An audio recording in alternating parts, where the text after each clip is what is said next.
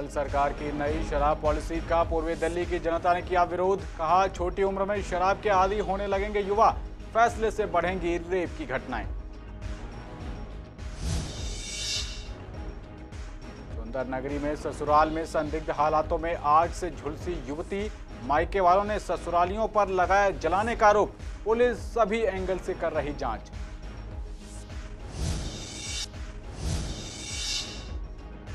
Ghazipur border पर किसानों का प्रोटेस्ट लगातार जारी। कल की मीटिंग में बनी 2 मुद्दों पर सहमति।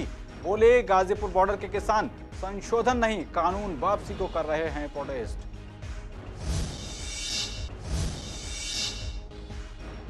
कड़कड़ी मोड़ पर महीनों से गायब मैनहोल के ढक्कन के मामले पर बोले ओपी शर्मा, नए साल से पहले सॉल्व होगी ढक्कन की समस्या। 16 अक्टूबर को भी दिया था ऐसा ही आश्वासन।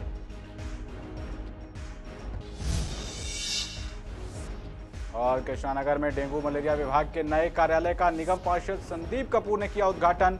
बोले संदीप कपूर, अब साफ सुथरी जगह पर काम करेंगे कर्मचारी, लगातार काम करती रहेगी ईडीएमसी।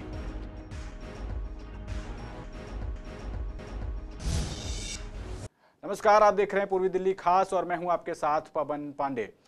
आज की बड़ी खबर के साथ बुलेटिन की शुरुआत करते हैं। दिल्ली सरकार द्वारा शराब पीने की उम्र घटाने और ड्राई डे पॉलिसी में बदलाव करने को पूर्वी दिल्ली की जनता ने गलत बताया है। यहां के लोगों का कहना है कि केजरीवाल सरकार सिर्फ अपना लाभ देख रही है, लेकिन इससे कितने परिवार दिक्कत में आएंगे, इस पर सरकार का ध्यान नहीं है। लोगों ने कहा कि छोटी उम्र में ही युवा शराब पीने के आदी होने लगेंगे। ये फैसला घरों में क्लेश की जड़ बनेगा और इस फैसले से रेप की घटनाएं बढ़ेंगी, इसलिए ये फैसला गलत है। गौरतलब है कि दिल्ली की केजरीवाल सरकार शराब पीने की उम्र 25 साल से घटाकर 21 साल और साल भर में सिर्फ 3 ड्राई डे करने जा रही है। ये तो बहुत गलत कार्य किया है जो 25 साल से घटाकर 21 वर्ष कर दी गई है। इससे वयस्कों को मतलब गलत आदतों में डाल रहे हैं और ये पंजाब की तरह बनाना चाहते हैं दिल्ली के लोगों को, बच्चों को। हाँ, तो ये बहुत गलत बात है, इससे बहुत हानि होगी, लेकिन इनको अपना बेनिफिट सोच रहे हैं ये लोग कि इससे हमें लाभ होगा। इंसान के यंग जनरेशन सारी नशे में डूब जाएगी तो क्या होगा, देश का तो बंटाधार हो जाएगा। घर वाले तो आज के लोग जो है दिन में 4 रोते हैं, फिर तो 10-10 रोएंगे, 100-100 रोएंगे, सारी पब्लिक रोती रहेगी। आजकल कोई पंजाब में शादी करने के लिए तैयार नहीं है। क्यों? किस लिए? क्योंकि वो अपनी लड़कियों को भेजना नहीं चाहते वहाँ पे। वो अपने बेनिफिट के लिए ज़्यादा उत्साहित है, वो अपना फायदा ज़्यादा सोच रही है, जनता का कम सोच रही है। और नशे की आदतें जब बच्चों को लग जाएंगी तो घरों का बुरा हाल हो जाएगा। आगे इनकम कम है, बच्चों को बेरोजगारी है और भी ज़्यादा वो घरों में लड़ाई झगड़े बढ़ जाएंगे। मैडम ये तो गलत है ना। ये तो गलत है। 21 साल तो ये बढ़ावा दे रहे हैं बच्चों को, दारू पीना चाहिए, आपको रोकना चाहिए, लेकिन ये तो गलत है।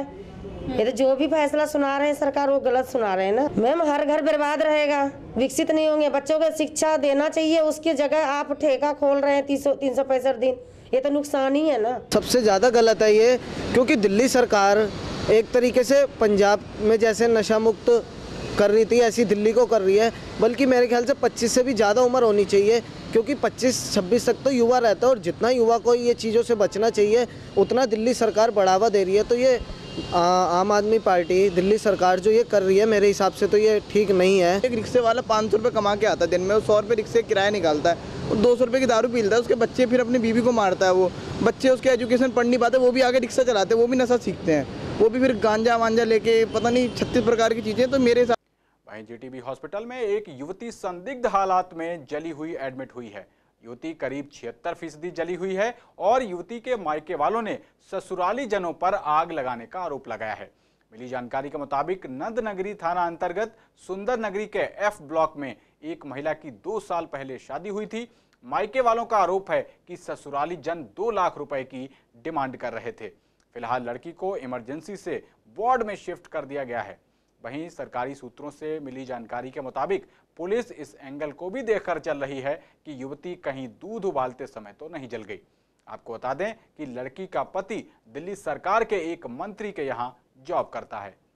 मामला तो 3-4 दिन से घर में कलेश चल रहा था, मैं तो अब पता चला है जब ये हो गया। मैं उसका मामा हूँ। तो बात ये थी कि 2-3 दिन से कलेश चल रहा था कि डिमांड थी इनकी 2 लाख रुपए की कि जी हमें 2 लाख रुपए और दे दो, हम अपना घर गृहस्थी और चलाएंगे, दूसरी जगह रहेंगे। ससुराल वालों की? हाँ जी, कि हम इनको अलग करना चाह रहे हैं तो हमें 2 लाख रुपए चाहिए। ना होने पे देख लो आप, कदम ये उठाया कि लड़की जला दी इन्होंने।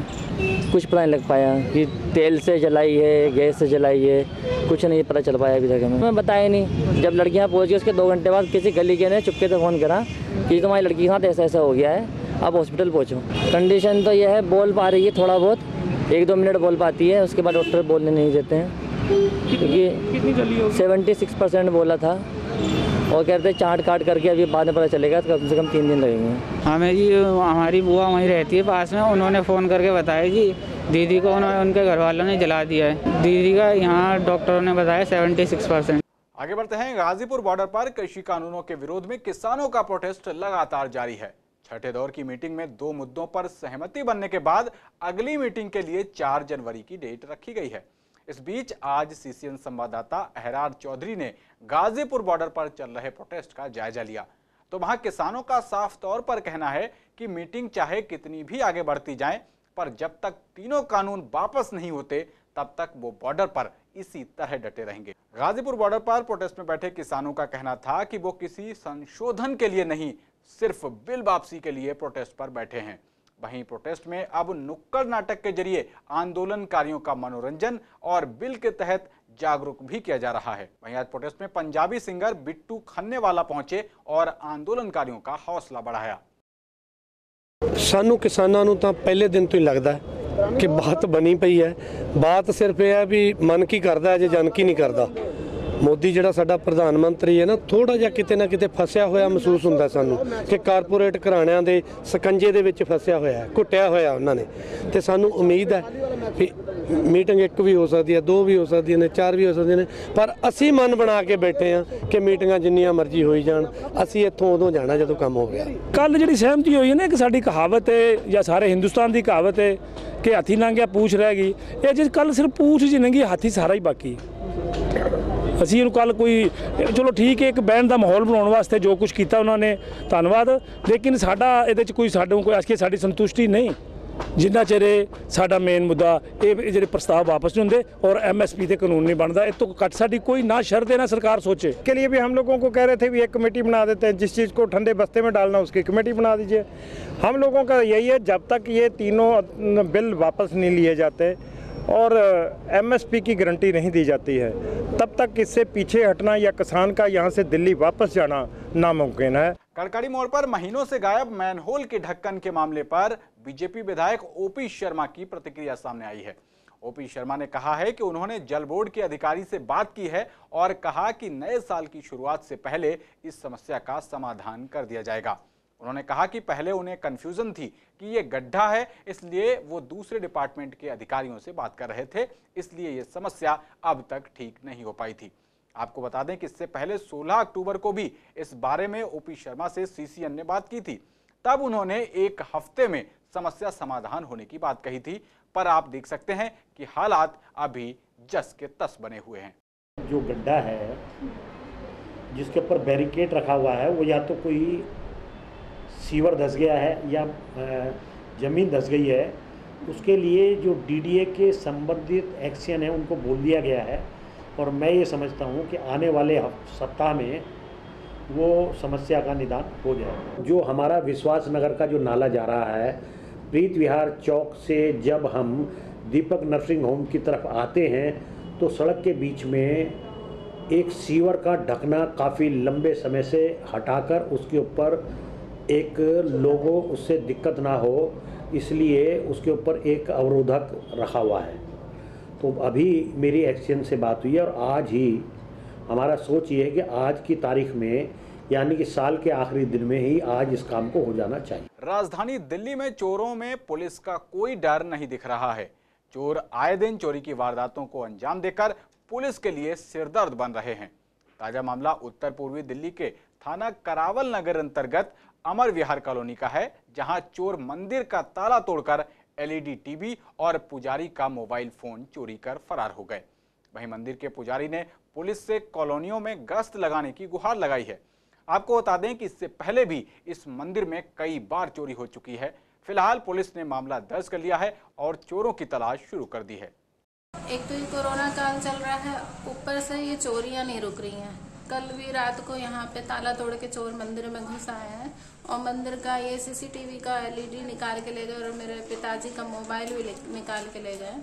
और इससे पहले भी मंदिर में कई बार चोरियां हो चुकी हैं। हमारे लड्डू गोपाल कई बार चोरी हो चुके हैं, तो चोरियां रुक नहीं रही हैं। पुलिस अब तक तो मैंने कुछ भी नहीं देखा कि कोई भी चोर पकड़ा गया हो। कई बार कंप्लेंट की है, कोई मुझे तो ऐसा दिखा नहीं अब तक। एक बाहर ताला छोटा गेट खोलने के लिए लगा रखा था पूजा सेवा करने के लिए पुजारी को, और वो खोलते थे, पूजा सेवा करते थे और उस ताला को तोड़ दिया और अंदर बढ़िया है एलईडी टेलीविजन यहाँ से उठाया मंदिर में से, और एक टेलीफोन चार्ज हो रहा था उसको ले गए। कोई चीज उनसे गिरा है या ठोकर लगा है। उसके बाद मैंने उनको धमकाया, कौन है ये? तो इतने में वो भागते हुए देखा तो हमें गेट के बाहर वो मिले। गेट भी खोल दिया, पूरा खुला हुआ था जैसे खुला, उन्होंने छोटा खोला फिर बड़ा खोल दिया। तो मैं गहरी नींद में था, उठा 2 बज रहे थे। अच्छा, और कुछ कैश वैश भी गया? नहीं, कुछ नहीं, और कुछ नहीं गया। आगे बढ़ते हैं। गांधीनगर में लोग जाम से परेशान हैं। परेशान लोगों का कहना है कि लगातार जाम लगने की वजह से उन्हें आने जाने में काफी दिक्कतें हो रही हैं। लोगों का कहना है कि यहां जाम लगने की मुख्य वजह अतिक्रमण है, जिसकी वजह से यहां जाम लगा रहता है। देखिए, कोरोना का टाइम चल रहा है, एशिया की सबसे बड़ी मार्केट है। यहाँ पे बहुत सारे रिहायशी लोग हैं, जो लोग रहते हैं यहाँ पे। सबसे बड़ी प्रॉब्लम उन लोगों के लिए है। बाई चांस किसी के साथ कोई अस्थमेटिक प्रॉब्लम होती है और उसका सांस उखड़ रहा हो और उसको इमरजेंसी में कहीं लेके जा रहा हो, कोरोना का टाइम है, तो वो वहीं पे ही दम तोड़ देगा, लेकिन उसको ले जाने की सुविधा नहीं है। क्योंकि जाम की समस्या इतनी बड़ी है, ये आज की नहीं है, बहुत सालों से है। बहुत प्रयास किए गए प्रशासन की तरफ से भी, लेकिन कोई इसका हल नहीं निकाल पाए।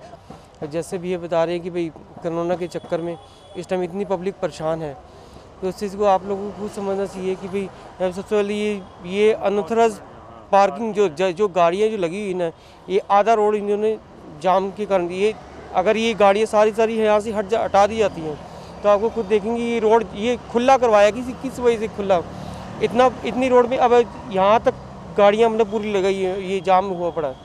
ये गाड़ियों की वजह से अगर ये हटा दी जाती गाड़ी है और पार्किंग बड़ी कहीं और पार्किंग बनाइए या गांधीनगर पे बनाइए पार्किंग ऊपर, और पीछे की तरफ को गाड़ियाँ यहाँ पे गाड़ियाँ लगाने का क्या मतलब बनता है? हाँ, गाड़ियाँ भी खड़ी जाती हैं, रात को ट्रक लोड होती हैं, माल भी सब बाहर जाते हैं, सब पूरा जाम ही रहता है। बहुत परेशानी होती है, पूरे दिन सुबह से यहाँ से वहाँ तक जाम लगा रहता है।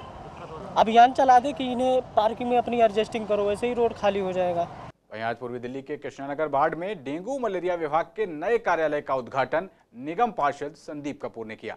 गौरतलब है कि विभाग का कार्यालय पुराने जर्जर भवन में कई वर्षों से चल रहा था और कर्मचारियों की समस्या को देखते हुए 2 कमरे और शौचालय का निर्माण करवाया गया और सामने के सारे हिस्से को पक्का किया गया। अब एक साफ सुथरी जगह पर कर्मचारी काम करेंगे।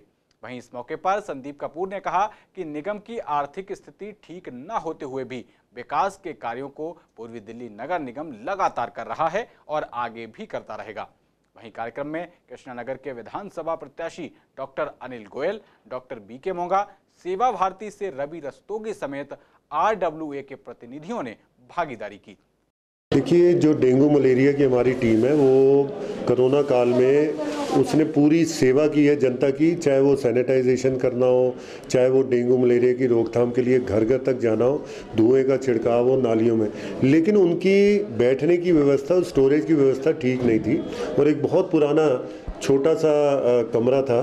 तो हमने कोशिश करके कुछ फंड अरेंज किया और ये 2 कमरे का सेट जिसमें टॉयलेट है, डेंगू मलेरिया की टीम जो कृष्णनगर की है उसके लिए बनवाया है। देखिए, फंड तो अरेंज करना पड़ता है क्योंकि आप सबको पता है कि पूर्वी दिल्ली नगर निगम आर्थिक स्थिति ठीक नहीं है क्योंकि दिल्ली सरकार पैसा नहीं दे रही, लेकिन फिर भी कुछ फंड डेवलपमेंट का हमारे पास रहता है तो उसी की कोशिश करके हमने, क्योंकि बहुत ज़्यादा ज़रूरत थी इसलिए ये कमरे इनके लिए बनवा के दिए हैं। देखिए, मुझे लगता है ये तो बहुत पहले हो जाना चाहिए था। जो डेंगू मलेरिया के लोग हैं, कर्मचारी हैं, जो हमको उनको कोरोना वॉरियर हैं। मैं तो समझता हूँ कि जो आप वैक्सीन में भी देखिए कि उनका नंबर क्या है, हेल्थ केयर वर्कर और कोरोना वॉरियर, जिसमें सफाई कर्मचारी डेंगू के हैं। तो ये इसको बनाना एक बहुत वक्त की ज़रूरत थी और उसका पैसा भी किस तरह जो करना चाहता है काम उसको पैसा भी मिल जाएगा। सफाई की व्यवस्था यहाँ रखी जिसके कारण कृष्णानगर में आज कोरोना भी कंट्रोल में है और डेंगू भी कंट्रोल में है। संदीप जी को बधाई, इन कर्मचारियों को भी बधाई। तो इस बुलेटिन में मेरे साथ इतना ही।